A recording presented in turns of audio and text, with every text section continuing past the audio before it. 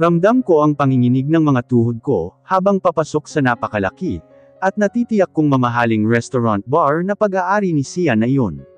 Pasimple kong inilibot ang paningin ko sa loob. Mukhang mga yayamanan ang mga taong naruroon. Bigla tuloy akong nakaramdam ng panliliit sa sarili. First time in my life na makakapasok ako sa ganitong lugar. Dati kasi hanggang Carinderia lang ang abot ko. Pero ang lugar na katulad nito, ay alam kong hindi nababagay sa akin. Just relax Isabel, narinig kong wika ni Dana. Hinawakan nito ang kamay ko at marahang hinela patungo sa napakalaking counter. May 5 lalaking naruroon, habang masayang naghahalo ng iba't ibang alak, alam kong ito ay mga bartender, kaagad ng mga ito binati si Dana. Good evening Miss Dana, magiliw na bati ng 5. Good evening too, where's Chef Sian Larson? Nasa restaurant kitchen po. Okay thanks, hinawakan ni Dana ang kamay ko at humakbang kami, ngunit bigla rin kaming napatigil nang magsalita ang isa sa mga bartender. Sino pong kasama nyo? Saang bundok po siya nanggaling? Anito sabay hagalpak ng tawa. Mukhang malayo po kayo sa kabihasnan, patuloy na panlalait nito. Umalsa ang blood pressure ko nang dahil sa narinig. Hoy, sino ka ba? Kung makapanglait ka naman, para kang hindi galing sa mahirap. Gusto mo ng salpukan? Nang gagalaiti kong wika. Natawag ko na tuloy ang atensyon ng mga taong naruroon. Mabuti na lang at medyo madilim sa loob. Pero ang iba ay pinagtitinginan kami, gusto mo bang masisante? Bigla namang humingi ng paumanhin ang lalaki. Palaban ka pala, natatawang saad ni Dana, habang tinutungo namin ang kinaroroonan ng kitchen. Kung kinakailangan, kapag pakiramdam ko masyado nang tinatapakan ang pagkatao ko, aba, hindi ako magpapatalo. Matapang kong tugon, hamalakhak ito. Nagpatuloy kami sa paghakbang. Napaawang ang aking mga labi nang makita ang napakalawak na kitchen. Abala ang mga taong naruroon sa pagluluto at pagpre-prepare ng orders ng mga customer. Ang higit na tumawag sa atensyon ko, ay ang lalaking seryoso habang may tinitingnan sa isang recipe yata iyon. Nag-uumapo ang kaguwapuhan nito, dahil sa suot nitong uniforme na puti. Hoy! Antag sa akin ni Dana. Saktong nagangat ng tingin si Sian. Nagulat pa ito nang makita kami, mula sa bungad ng pintuan. Nakita kong mabilis itong lumapit sa kinaroroonan namin, ngunit hindi nakaligtas sa paningin ko ang madilim na anyo ng mukha nito, ngunit hindi sa akin nakatingin kundi kay Dana. What is she doing here? Pabulong nitong tanong. Nilingon ako ni Dana, ngunit kaagad din na bumaling kay Sian. Ipinapasyal ko lang siya kuya, masiglang tugon ni Dana. Hindi ito amusement park o Luneta Park Dana, mariing saad ni Sian, ngunit sa akin nakatingin. Alam ko, gusto ko lang ipatikim sa kanya ang mga pagkain nyo dito. Saglit itong sumulyap sa akin. Pwede mo siyang dalhin sa karenderya, narinig kong wika nito. Kahit ramdam ko na ang panglalait nito, ay sinubukan ko pa rin ang kumalma, kahit sa totoo lang ay kumukulo na ang dugo ko. You should accompany her to Manila Zoo, mas bagay siya doon, mapanglait nitong saad, at saka hinagod ako ng tingin mula ulo hanggang paa. Pasensya na ha, pero baka sarado na po ang Manila Zoo ngayon, nakangisi ngunit naiinis kong wika. Narinig ko ang bahagyang pagtawa ni Dana, samantalang marahas na buntong hininga naman ang pinakawalan ng arroganteng si Sian. Sa susunod, kapag maisipan mong magpunta sa ganitong lugar, ibagay mo naman iyang suot mo.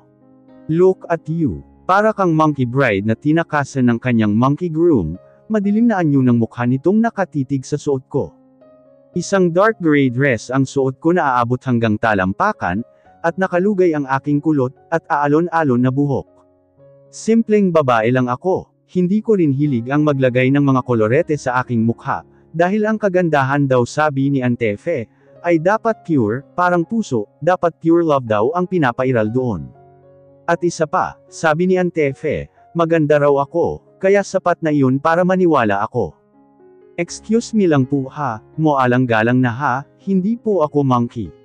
Siguro kung maging monkey man ako na ang pinakamaganda sa monkey na makikita mo, naiinis kong wika. Kumunat lang ang may itim nitong mga kilay, sabay iling at bamulong sa sarili. I'm just wasting my time here. Anito sabay talikod. Nagkatinginan lang kami ni Dana. I'm sorry, ganoon lang talaga si kuya. Hindi siya ganyan dati, Anito at saka hinela ako nito papunta sa isang bakanting upuan, at nag-order ng pagkain at alak. Oy, hindi ako umiinom, wika ko. Ladies drink lang naman iinuman natin, nakangiting saad ni Dana. Hindi ko pa talaga nasusubukang uminom, hanggang soft drinks lang talaga ako. Ma'am, here's your order. Syempre bahagya na naman akong kinabahan. Paano, nakita ko na naman ang iba't ibang hitsura ng mga kubyertos. Pwede magkamay. Nahihiya kong tanong. Sure, ani Dana. Habang kumakain, panay naman ang pagkukwento ni Dana, ngunit hindi doon nakabaling ang atensyon ko. Kundi sa gwapong lalaking papalapit sa kinaroroonan namin. Kuya, masiglang wika ni Dana. Join us. Dugtong pa nito. No thanks. Saad nito nang madilim ang anyo ng mukha. Let's go home. Anito na nanatiling nakatingin kay Dana. Parang hindi ako nag-e-exist dito. Maaga pa at saka kasama ko si Isabel gamit ko ang sasakyan ko.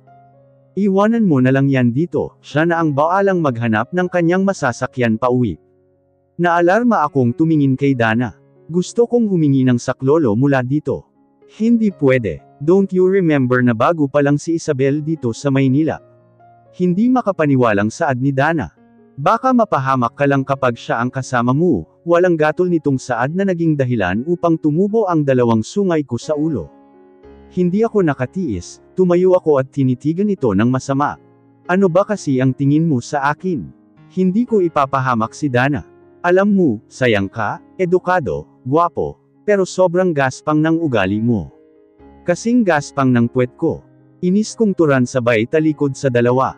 Wala na akong pakialam. Naglakad ako palabas ng lugar na iyon. Isabel, narinig ko pa ang pagtawag ni Dana sa pangalan ko, ngunit hindi na ako nag-abala pa ang lingunin ito. Sumusobra na ang lalaking iyon. Nakakasakit na siya masyado ng damdamin. Mas mabuti na lang siguro kung babalik na lang ako sa probinsya. Doon ay walang nanglalait sa akin, at walang nananakit. Anak, bakit ang aga mong nakauwi? Nasaan si Dana, bakit hindi mo kasama? Sunod-sunod na tanong ni nanay nang mabungaran ako sa may pintuan. Bagsak lang ang balikat ko, at nanghihinang umupo sa sofa. Sumunod naman ito kaagad sa akin doon. Nay, pasensya na po pero hindi ko na po hihintayin ang kasal nyo. Gulat ako nitong pinakatitigan. Bakit? Anong problema? Nag-aalala nitong tanong. Ngayon pa lang ay nakikinikinita ko na hindi kami magkakasundo ni Sian. Masyado siyang mapagmataas. Mapangmata, saad ko at hindi ko na napigil ang umiyak. Sakto namang bumaba si Mr. Verhel mula sa hagdanan. What's going on here? Buntong hininga lang ni nanay ang narinig kong sagot sa tanong nito. Si Sian, ang anak mo, matabang na wika ni nanay at napailing. Alam kong ayaw niya sa akin bilang kanyang magiging stepmother, pero hindi ko naman gustong inaapak-apakan niya itong anak ko. Oo, mahirap lang kami noon, pero may mabubuti pa rin kaming asal. Narinig kong pagmumura nito. I will talk to him, anito. Nakita kong may tinawagan ito sa cellphone, at alam kong si Sian iyon. Let's see each other tomorrow. Pumunta ka dito bukas na bukas sa bahay Sian Larson, anito at humakbang palayo. Galit na galit ito habang kausap ang Sian na iyon. Huwag ka namang padalos-dalos anak, hayaan mo na si Sian. Dapat ang masisipin mo ngayon ay ang kasal ko. Matagal kitang hindi nakita, kaya huwag ka naman bumalik ng probinsya, malungkot na wika ni nanay. Pasensya na po kayo nay masyado po akong nagpapaapekto sa Sian na iyon. Hindi na po ako babalik sa probinsya, katulad ng kagustuhan nyo. Mabilis ako nitong niyakap at hinalikan sa noo. Kumusta na nga pala ang Auntie Fe mo doon? Kinukumusta ka rin niya nay? Ngumiti ito at pinakatitigan akong mabuti. Kung nalulungkot ka na wala ang Auntie Fe mo, hayaan mo paluluwasan din natin siya dito sa Maynila, hindi pa man nagaganap ang kasal namin ni Verhel. Dahil sa sobrang tuwa, mabilis kong niyakap si nanay. Sa wakas maiibsan na rin ang pangungulila ko kay Auntie Fe. Kinabukasan, dumating nga ang Sian na iyon dito sa bahay ni Mr. Verhel. Hindi na ako nagtaka nang makitang sambakol ang mukha nito. Alam ko at nararamdaman ko ang galit ng ama nito sa mga sandaling iyon. Nakapamaywang pa itong mariin at tinitigan si Sian. Say sorry to her, ani Mr. Verhel habang nakaturo sa akin. Nakita ko ang pagkadisgusto nito, habang pinagmamasdan ako. Why do I need to do it, Dad? Wala akong natatandaang ginawa kong kasalanan against her, naiirit ang saad ni Sian. Ano itong sinasabi ni Isabel kagabi? Nagtitimping tanong ni Mr. Verhel sa anak. I don't know, Dad. Pasigan itong tugon, halos matanggal ang panga ni Mr. Verhel, dahil sa inaasal ng anak. Alam mo minsan, naitanong ko sa sarili ko kung saan ako nagkulang bilang isang ama sayo. I also wonder why you act something like that, na para kang hindi edukadong tao o walang pinag-aralan. Excuse me lang po, sabat ko sa usapan ng dalawa, hindi kasi ako nakatiis at nanggigigil ako. Dagdag kaalaman, hindi po basehan ang pinag-aralan sa ugali ng isang tao. May mga tao talagang kahit may mataas na pinag-aralan, at may propesyon sa buhay na magagaspang ang ugali, wika ko na diniinan pa ang huling salita. Kadalasan pa nga, itong mga dukha at walang pinag-aralan ang may matinong pag-iisip. Hindi makapaniwalang tumitig sa akin ang hinayupak na si Sian, kahit paano naman ay gusto ko rin makaganti. Si Mr. Verhel naman ay nakaawang lamang ang mga labi na nakatingin sa akin. And are you trying to say na hindi ako matino? Nang gagalaiting saad ni Sian, kulang na lang ay lunukan ako nito ng buong buo. Mabilis naman na inawat ni Mr. Verhel ang sariling anak. Si nanay naman ay tahimik lang ito sa isang sulok, habang nakikinig sa usapan namin. Ikaw na po ang baalang umintindi, kung sa tingin mo hindi ka nga matino, subukan mong baguhin ang ugali mo, matapang kong saad. Nagulat ako nang biglang tumayo si Sian. Hindi ko alam kung saan ka kumukuha ng kapal ng mukha, para magsalita ng ganyan sa harapan ko. You are nobody. Sampad ka lang dito sa pamamahay ni Daddy. Sian, stop it. Ani Mr. Verhel. Napalunok ako at parang tinarak ng punyal ang dibdib ko, dahil sa sinabi nito. Ang sakit ng sampal ng katotohanan, pero kailangan kong magtiis para kay nanay. Say sorry to her. Galit na utos ni Mr. Verhel. No. Sian. No. I said, say sorry to her. Or else, hindi mo magugustuhan ang gagawin ko. I don't care, Dad. Kasabay niyon ay ang paglapat ng kamao ni Mr. Verhel sa panga ni Sian. Natarantang lumapit si nanay, at ako naman ay hindi nakahuma dito sa aking kinauupuan. Bahagya akong nakaramdam ng panginginig sa aking mga tuhod dahil sa takot. Hindi ko akalain na ganoon kalaki ang dala kong gulo pagdating ko pa lang sa pamilya ng mga ito. Parang hindi ko yata maaatim na masira silang mag-ama dahil sa akin. Tumayo ako at mabilis na lumabas. Mabilis kong hinamag ang sarili ko, dahil pakiramdam ko ay hindi na ako makahinga. Ilang sandali lang ay namalayan ko na lamang ang sarili ko na umiiyak, habang naglalakad sa daan. Parang namanhid ang buo kong katawan, parang hindi na ako nakaramdam ng takot, kahit na alam kong bagong solto lang ako sa lugar na iyon. Ma'am, saan po kayo pupunta? Katatawag lang po ni Ma'am Regina, ibinili niya sa aming mga security guards, na huwag kang pahintulutang lumabas kasi delikado para sayo. Mabilis akong nagangat ng tingin. Nasa harapan na pala ako ng malaking gate ng village na iyon. Pasensya na po, sige babalik na lang po ako, saad ko at tinalikuran ang mga ito. Humakbang ako pabalik. Binagalan ko lang ang lakad ko at nagmuni-muni. Naisip ko rin, siguro kung nasa probinsya lamang ako, masaya ako ngayon sa pagtitinde ng mga isda kasama si Antefe. At nakikita at nasisilayan ko sana ang gwapong mukha ng aking crush na si Rigor. Pero hindi nandito ako sa magulong lugar. Na-realize ko rin na wala naman pala halaga ang yaman ng isang tao, kung wala kang saya sa puso. Katulad ni Sian, mayaman at halos nasa kanya na ang lahat, pero bakit parang hindi niya pa naranasang sumaya? Palaging galit at nakasimangot, napailing na lang ako at binilisan ang paghakbang nang makita ko ang biglang pagdilim ng kalangitan, mukhang uulan pa yata ng ganoon kaga. Hindi pa man ako nakakarating ng bahay, ay bigla nang bumuhos ng sobrang lakas ang ulan. Naisipan kong samilong, ngunit wala pa rin naman palang silbi, dahil basang-basa na ako. Nagpatuloy na lang ako sa paghakbang hanggang sa narinig kong may bumusina mula sa aking likuran. Miss, sakay, wika ng hindi ko kilalang lalaki. Guwapo ito at moreno, nag-alangan ako kaya muli akong nagpatuloy sa paghakbang. Hindi ako dapat na magtiwala agad sa mga taong hindi ko kilala. Miss Sakay sabi, look, ang lakas ng ulan. Baka magkasakit ka. Natigilan ako. Akalain mong concern pala ito sa akin. Pero mukha naman talaga siyang mabait. Huwag na mababasa lang ang loob ng kotse mo. At saka malapit lang naman ang tinutuluyan ko, saad ko at muling humakbang, ngunit nakasunod pala ang sasakyan nito mula sa likuran ko. Ilang beses itong bumusina. Ihahatid na kita kahit malapit lang ang bahay mo. Saan ka ba nakatira? Sa bahay ni Mr. Verhel Larsen. Talaga, tamang-tama doon din ang punta ko kaya sakay na. Nag-aalangan man ay wala na akong nagawa nang bigla itong lumabas ng sasakyan, bitbit ang isang malaking payong, nalalayan ako nitong makapasok sa loob. I'm Nathan, you can call me Nate for short. Uncle ko nga pala si Verhel Larsen, anito habang nagmamaneho. Tipid lang akong ngumiti, naisip ko, napakalayo naman ito kay Sian, I mean sa ugali masyado itong mabait. How about you? What is your name? Isabel maganda. Narinig ko ang mahinang pagtawa. Wow! Your name really suit you, Isabel maganda, gagad nito. Bagay na bagay kasi maganda ka. Ako naman ngayon ang napalakas ang pagtawa. Hindi ko akalain na maniwala ito sa sinabi ko. Hindi maganda apelyido ko, sinadya ko lang iyon para kunin ang reaksyon mo, at ayon lumabas na maganda nga ako, saad ko sabay halakhak. Napakamot naman ito sa ulo. I like you, kapag kwan ay saad nito. I mean, because you are funny. Talaga, bakit yung pinsan mong hilaw ayaw na ayaw sa akin? Kaagad itong napabaling ng tingin sa akin at nakakunot noo.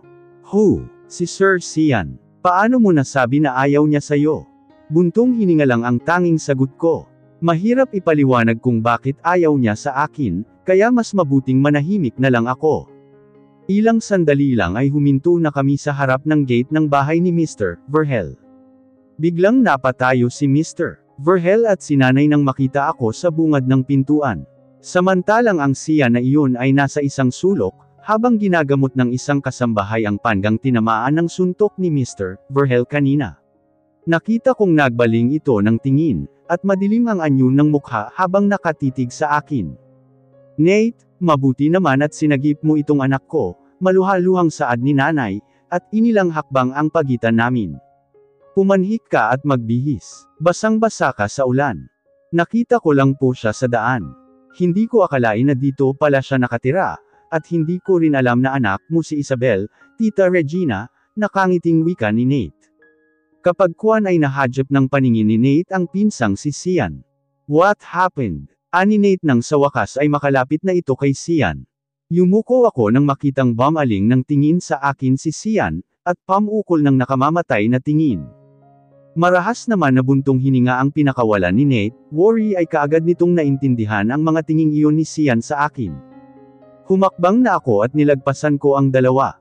Hindi ko makuhang bumaling ng tingin kay Sian, dahil alam na alam kong nakamamatay pa rin ang mga tingin nito sa akin. Bumaba ka kaagad hiha, may pag-uusapan tayo, narinig kong saad ni Mr. Verhel bago pa man ako nakaakyat ng hagdanan.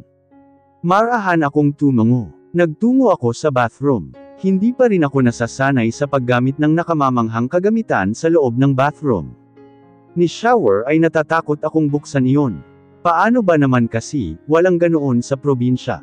At saka nalaman ko rin kay nanay na kailangan daw haborin lahat ng damit, kapag nag-shower, iyan ang bagay na hindi ko kayang gawin, kahit mag-isa lang ako sa loob at kahit pa sabihing nakalock ang pinto, at walang makakasilip. Sa probinsya kasi, sa deep well kami naliligo, at hindi namin hinuhubad ang mga damit namin.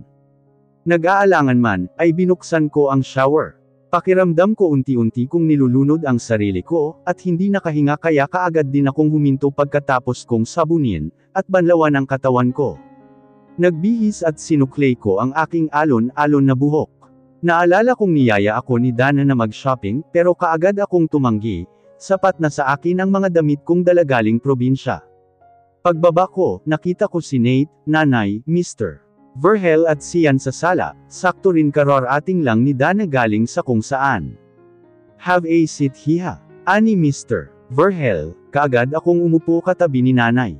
Nandito tayo upang pag-usapan ang isang bagay. Ano po iyon? Kailangan yung magkasundong dalawa ni Sian. Gulat na napaangat ng tingin si Sian. Alam kong tutol ito sa nais ng ama. You can't push me to that thing, Dad. Hindi ka na bata, son.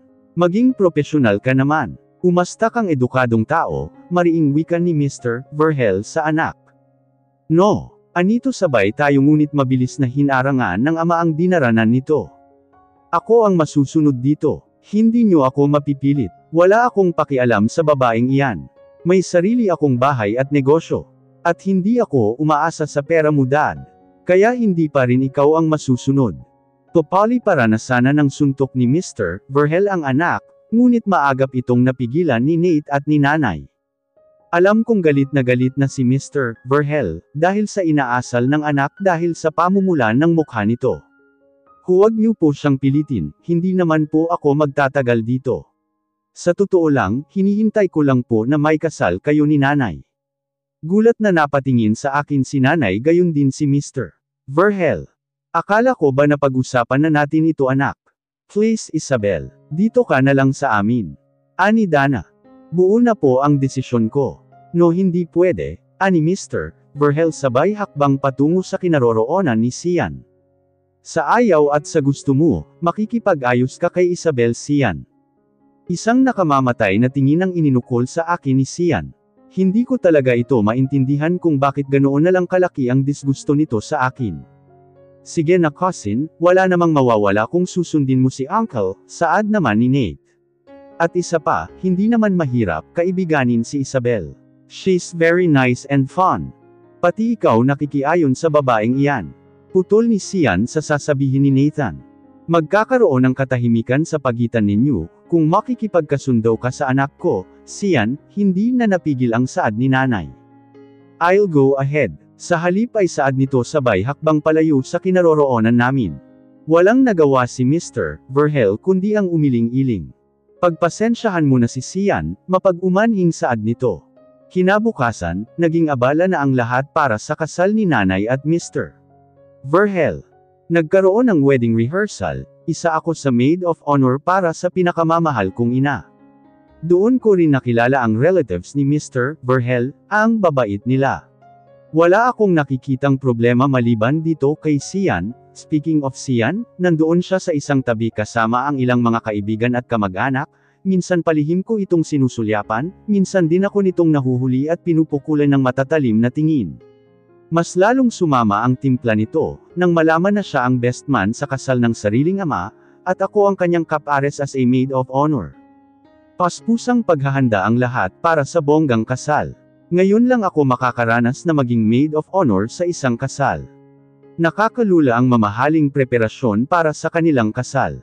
Hindi ko inaakala na sa kabila ng kahirapan namin noon sa probinsya, ay makakapangasawa ng may sinabi sa buhay itong si Nanay.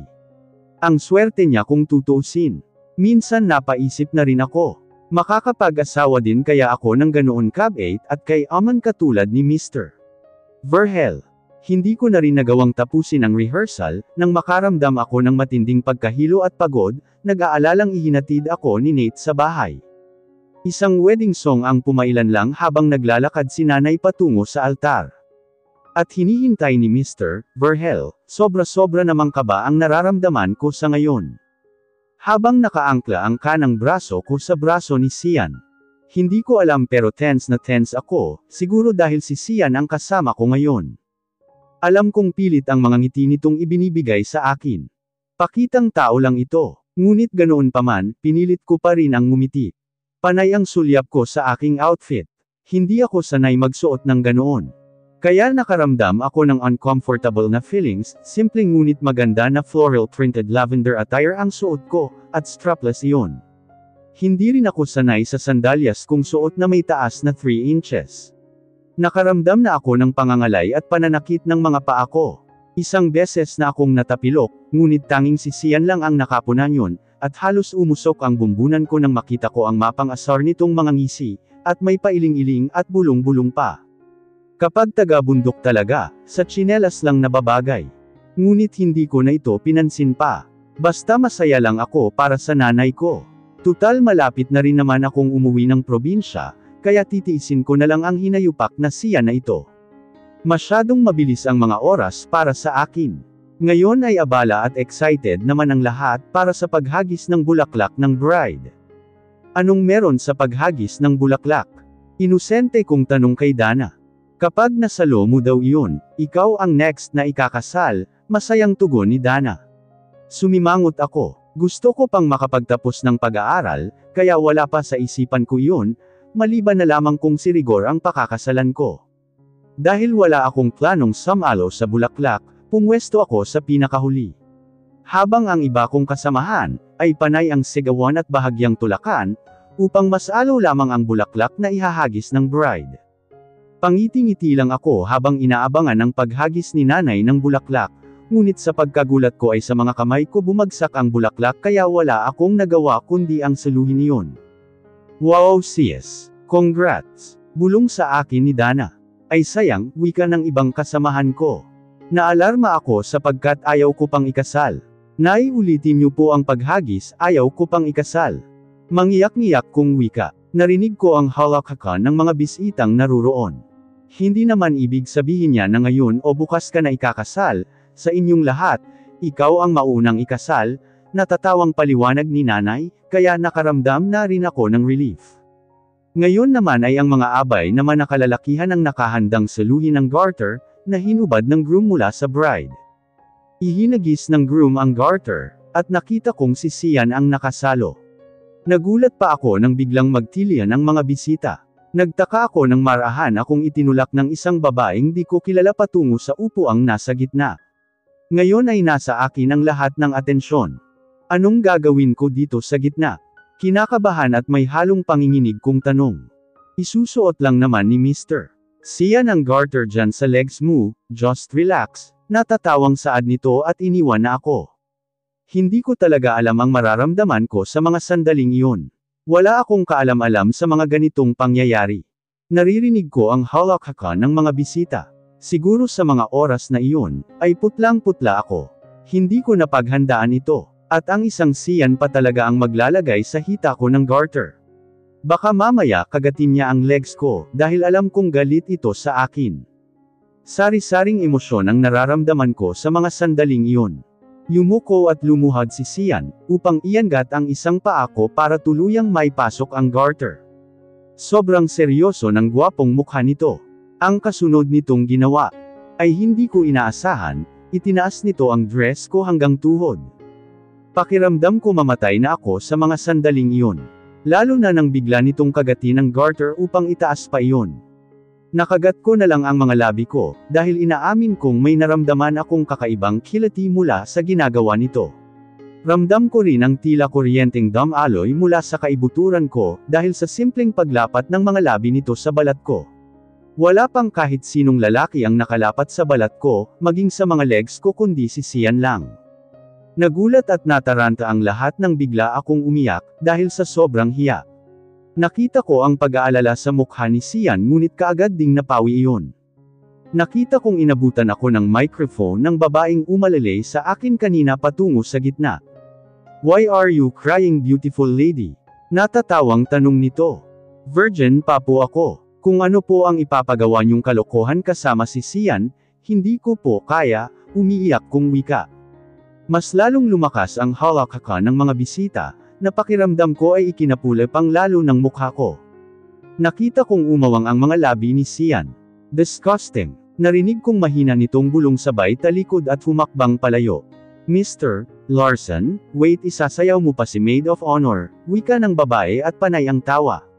"Huwag mo siyang talikuran, ikaw rin, kayo pa naman ang next na ikakasal," dugtong nito ngunit walang likod si Sian.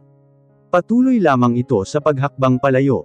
Sumulyap ako sa bagong kasal, panay ang halakhakan ng mga ito, ganun din si Dana, Nate at iba pang relatives nito. Mukhang aliw na aliw pa sila sakin. Samantalang ako lihim na dumadalangin na sana'y bamuka ang sahig at lamunin ako ng buong buo.